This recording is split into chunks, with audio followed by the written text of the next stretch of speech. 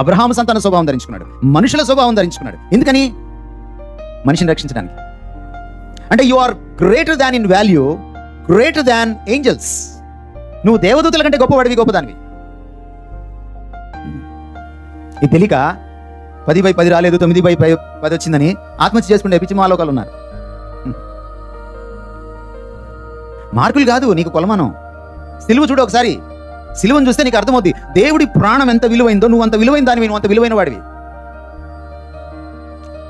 You are equal to the life of God, not less than the life of God.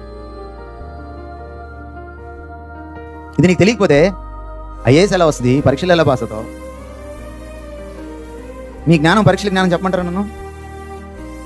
మీరు 10th class పరీక్షలు అయిపోయిన తర్వాత రేపు ఎప్పుడు మార్చి 1 నుంచా? అయిపోయినాయా? స్టార్ట్ అయిపోయినాయా? వెరీ గుడ్, మంచిది, శుభం. ఎప్పుడైపోతాయి? మార్చి 11కి అయిపోతాయి. సిబిఎస్ఈ